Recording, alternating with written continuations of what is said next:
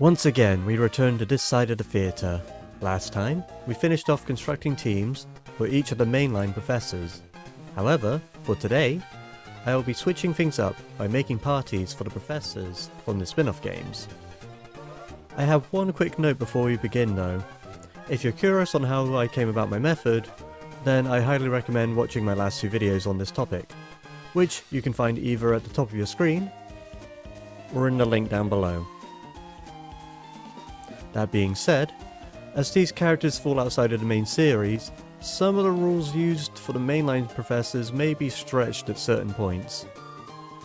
But now, without further ado, let's start off with a brand new character added to the franchise. Professor Neroli, who we first got a look at in the Pokemon Day livestream back in February, spends most of his time researching Pokemon and their sleep habits. As we don't know what region he is based in, every Pokemon will be up for grabs to design his team. My first option for his team is rather easy, and that is to give him a full team of Snorlaxes. This was actually brought up by a commenter on one of my community posts, and I still stand by my response that if you fail to get your 8 hours of sleep, then get ready, because the Snorlaxes will be coming for you. As I wanted the professor to have a more diverse team, I instead went about looking things over, and here is an alternative that I came up with. Obviously, he will still have at least one Snorlax on his team, which will be acting as his ace. As for the rest of his team, we could use other Pokemon seen throughout the PokemonSleep trailer, though I think it'd be more interesting to look for different members that have more relevance towards the act of sleeping. So taking his lead spot, I'll be adding Comella. As like Snorlax, this Pokemon is categorized in the Pokédex for its relationship to sleeping, with Snorlax being the sleeping Pokemon, whilst Comella is registered as the drowsing Pokemon. Most importantly though, is that, according to said Pokédex, this Pokemon sleeps for its entire existence. It is born asleep, and it dies asleep. All its movements are apparently no more than the result of it tossing and turning in its dreams. Man, I wish that were me.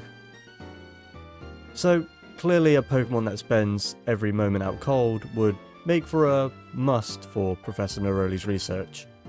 Taking spot number 2, we have Musharna, as, like Comella, they are also registered as a drowsing Pokemon, with this Pokemon having data showing that it sleeps quite frequently throughout the day, becoming awfully grumpy if awoken early. While the mysterious mist created by this Pokemon from eating the dreams of others is more fitting for a specialist like Professor Fennel, I still think it would make Neroli's team, as he could also see what effects this has on Pokemon when they've had their dreams or nightmares eaten by Musharna. Taking spot number 3, we have a Pokemon that, while not known to be a persistent sleeper, they are known for their laziness and ability to slack off. Slacking is a Pokemon that is so focused on doing as little as possible, it is given the abilities Truant, meaning that this Pokemon will even act lazy towards its own trainer while in battle. Laziness and sleep can easily go hand in hand, and as the Pokemon anime even mentions, slacking lives most of its life asleep, eating only grasses that grow within its reach. Because of this, I feel it would still make for an effective member of Neroli's team and research, when it chooses to help him with said research. Our 4th spot will be given to Dubwool, as I wanted to add a Pokemon that isn't necessarily known for its love of sleep, but could still fit the team in a thematic sense. I had the idea of adding a sheep Pokemon to fit this theme, as the thought of counting sheep when struggling to sleep popped into my head, and as such, Dubwool was added to the party. Next up, for number 5, we have a Pokemon that got here due to its prior evolution, Alakazam, taking this spot as Abra's Dex entries tell us time and time again of this Pokemon's ability to sleep more than 18 hours a day, while also having such a strong psychic sense that even when it is unconscious, if danger approaches, Abras can still safely teleport away from the danger. Due to this, I feel that the professor would spend much of his time researching the Abra family, on how sleep could influence their power. Finally, even though I mentioned that I would still be making Snorlax the ace of Neroli's team, I have some minor alterations and honourable mentions that could still be applied here. Starting off, I would replace Slacking with Wigglytuff, with Jigglypuff showing off its talent of singing in the Pokemon anime, while also having a habit of suddenly resting whilst in the stressful battles of the Smash Bros. Universe. I would also consider swapping out Dubwool for Ampharos, as Neroli only has 2 types currently throughout its team, Normal and Psychic. So Ampharos would be here for the same reasons as Dubwool was added, while also giving the Professor an extra type to his team. To finish off Neroli, I wanted to bring up some honourable mentions. First off, I would consider Pokemon like Hypno, for they also have lore around putting others to sleep, possibly helping in the Professor's research. Otherwise, I think a Pokemon with the Insomnia ability would add an opposite dynamic to his team, showing that he could also study Pokemon that have difficulty with their sleep, researching the effect on what poor sleep could have on a Pokemon. Hypno could also represent this category. However, there are many other Pokemon which we could also consider. Professor Burnet will be our next professor. Taking her research around the relationship between Pokemon and other dimensions, she appears in both the Sun and Moon games, as well as being the main professor for the 3DS eShop game, Pokemon Dream Radar, where the player is assisting the professor in capturing Pokemon found inside the Interdream Zone, a realm found outside of the normal Pokemon universe. So, to build her team, we will first look across the Dream Radar and pull from the Pokemon found in her game. Ignoring the legendaries, there are 18 Pokemon that can be found roaming the Interdream Zone. The Pokemon I'll be selecting from this list are Bronzong, Porygon Z, and Metagross, as Burnet could take these Pokemon from the Interdream Zone and study to see how they may differ from those found in her original world. Bronzong also has the ability to open up portals. As stated in the Pokédex, it brought rain by opening portals to another world. It was revered as a bringer of plentiful harvests. Because of this, I believe that Burnet would be interested in seeing how it opens these portals and what other dimension they could lead to. Porygon Z's sword entry states that Porygon Z had a program installed to it, allowing it to move between dimensions, but the program also causes instability in Porygon Z's behaviour. Yet another tie between Pokemon and moving in between dimensions. Next, I'll be adding Gengar as our 4th Pokemon, as Haunter is said that the ability to slip through walls could be due to this Pokemon coming from another dimension. Furthermore, with Mega Gengar supposedly gaining the capacity to not only move between dimensions, but also split itself across 2 separate spaces at the same time. Leading Burnet into battle, we have yet another Pokemon from the Interdream Zone. As we still have many Pokemon that would make for an excellent member to this already impressive team. But instead, here's Shuckle. And I'm choosing Shuckle here because at no other point will this Pokemon ever show up in the series. So it's getting this spot. Reaching her final Pokemon, we have one that might stretch the rules as I stated at the beginning of the video, as they may not be considered a Pokemon in the first place. Naganadel takes this spot as the Ultra Beast representative. I'm choosing this Ultra Beast as its prior form is stated to be the equivalent to most starter Pokemon from the beings from the world in which Ultra Beasts originate. After this, I believe it would most likely be the friendliest Ultra Beast towards humans and would be easy for the Professor to train and study her research with. While Ultra Beasts share a lot of gameplay similarities to other legendary Pokemon, they themselves aren't categorized as such, so whether this is stretching the rules or not, I'll leave up to you. Following Burnet will be Pokemon going over to Professor Willow. Studying both Pokemon habitats as well as distribution. Now, due to Pokemon Go being very different when compared to the other games in the franchise, the method I went about going making his team will be rather simple. I'll be using Pokemon that have been distributed away during events across the many years of Pokemon Go's history to build his team, as it will at least meet one of his fields of study. in a sense. These Pokemon candidates will be those whose events have been the most frequent out of the entire list. So, taking spots 1 through 5, I'll be giving him Festive Raichu, Holiday Stantler, Holiday Beartic, Fashionable Toxicroak, and Party Charizard. Though, there are a few others that could be swapped into Willow's team, these Pokemon being Party Raticate, Party Gengar, and Cowboy Snorlax. Finally, acting as Professor Willow's ace, I'll be giving him the obvious choice of Melmetal, as it's the only Pokemon exclusive to Pokemon Go, with this Pokemon even needing to evolve in Pokemon Go to then be distributed to other games and their regions. Now while Professor Willow's section was rather short, our next professor will definitely make up for that. Professor Krane from the Orre region works diligently on the purification of shadow Pokemon. Well, when he isn't busy being kidnapped. But don't worry though, because with this team, he'll definitely never have to experience that again. Krane will be breaking at least one rule throughout this process, that being, none of his Pokemon will be native to the Orre region. Outside of a few spots, this region has no wild Pokemon. While I could make a team from the 9 lines appearing in these locations, I will instead use the full list of Pokemon up to Generation 3. Because as stated in the games, trainers use Pokemon imported from other regions, primarily Johto and Hoenn.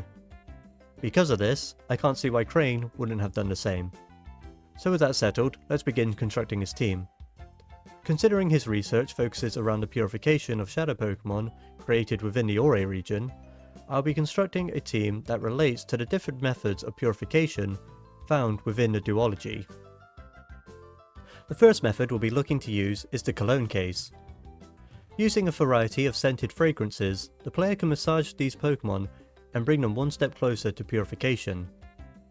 As these items are separated by how they smell, I imagine that the scent itself plays a major part in opening the Pokemon's heart. So, going off the idea of scent, I'll be adding a Pokemon with natural access to the move, Sweet Scent. And one Pokemon from the bunch would make for an interesting lead, Mawile. As having access to Intimidate as an ability, they'll be able to immediately disrupt the player. As these games mainly focus around double battles, Mawile will be starting off the battle by lowering the attack stats of both the player's first 2 party members. With time and care, the point of purification is to allow that Pokemon to grow trust in others once again. So I wanted to add a Pokemon best known for its caring nature. Blissey. With many dex entries describing its helpful nature, we see in Pokemon Legends that the Blissey line will run away from the player unless they are injured, at which point they will rush to the player's side and nurse them back to health. Because of this selfless attitude and their overall kindness, I believe that Blissey deserves to join the team. 2 down and 4 methods left to find. But realistically, that is easier said than done. And to be honest, for a time, I was stuck here. I could have added a Pokemon that's somehow related to walking around, or something around calling them in battle when enraged. If Gen 4 could be applied, then Chatov could have taken this spot. But really, I wasn't happy with these ideas. So I thought it over, again and again, until it finally hit me. 4 Pokemon just so happens to be the number needed for Professor Krane's greatest invention, born from his research, the Purity Chamber.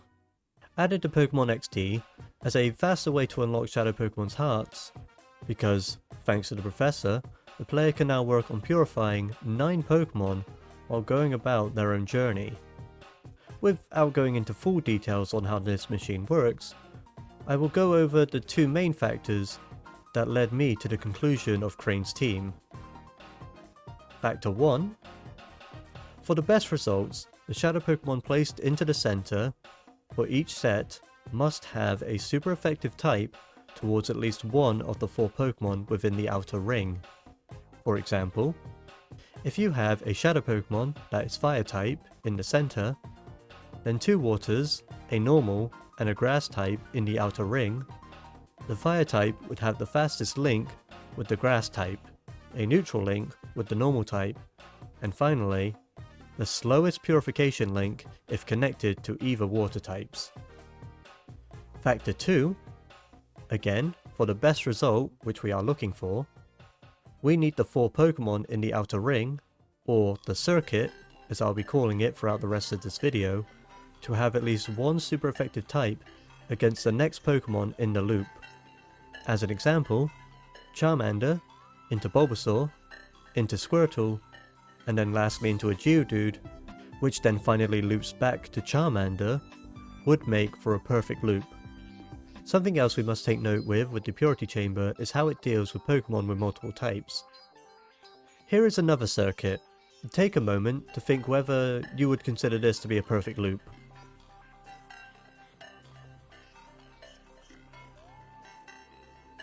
Well, the answer is yes, it would be.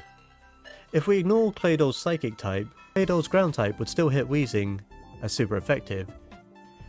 Even though with the ability Levitate, Weezing would normally be immune to Ground type attacks, as the Purity Chamber doesn't take abilities into considerations when judging Pokemon's effectiveness against one another. As for Breloom and Sableye, despite Sableye having no weaknesses in Generation 3, the Chamber will also ignore all resistances and immune types, so as long as a Pokemon has at least one super effective type against the next in the circuit, then it will count towards the team. To add to all this nonsense, normal types happen to be super effective against other normal types when inside the chamber, so keep that in mind. To fit Factor 1, we need to find 4 Pokemon that when together are weak to every type. That way, any Shadow Pokemon can be placed within the center with the strongest link to at least one Pokemon in the circuit. Secondly, for Factor 2, these 4 Pokemon will need to be super effective against the next member in the circuit. I cannot begin to explain just how long this took me to figure out. On screen right now, I'll be showing the many different teams that I came to that unfortunately only managed to meet one of the 2 requirements. As for this team, which I dubbed Team Wasteland, who fit the theme of the Orre region having 4 Pokemon that would naturally live in the desert, or for Gengar's sake being the spirit of a creature that met its fate within the wastelands, this team had a weakness to every type of Pokemon, including normal, however, was unable to complete a perfect circuit. Team 2 had the opposite issue, as this team could complete its own circuit, but unfortunately had no weakness to normal types. For a while though, I was planning on leaving the video on this team of Exeggutor, Quillfish, Salamence and Piloswine. These 6 Pokemon are actually Shadow Pokemon that can be captured across both Orre games. While not necessary, I thought was still an interesting coincidence. I also enjoyed Krane having a Piloswine as his ace, with both the Pokemon and the Professor having shaggy brown hair, making for a nice aesthetic duo. But as mentioned, for a long time, I was fine with this team, as I was going to plan to ask you, the viewers, to comment on any 4 Pokemon that you could think of that met both factors. However, while editing previous videos, I would occasionally continue to task myself in finding the elusive 4 Pokemon. And after much time, and explanation at this point, here is Professor Crane's true team. Mawile and Blissey retain their positions due to the reasons mentioned earlier.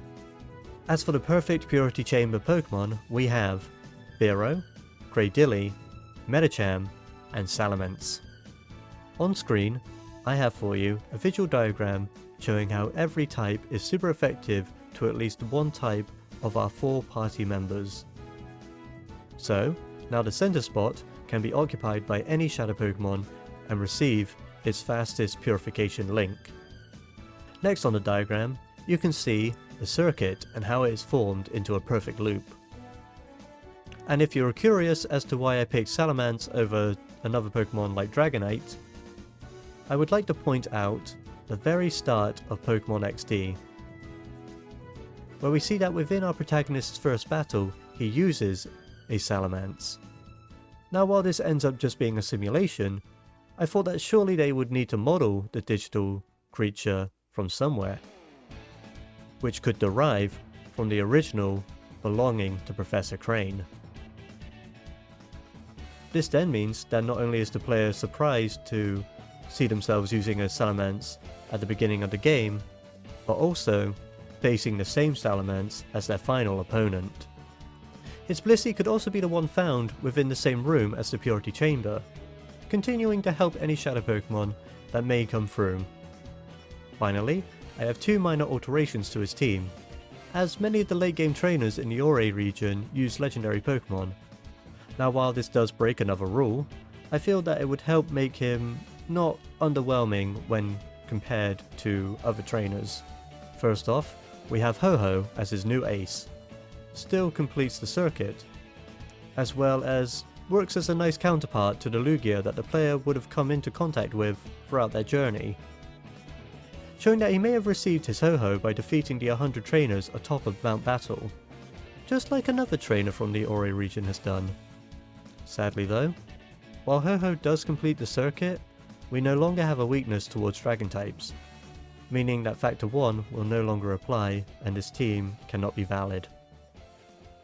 My second alteration, however, does meet both factors, with this Pokemon never being used by any other trainer throughout the Orre region.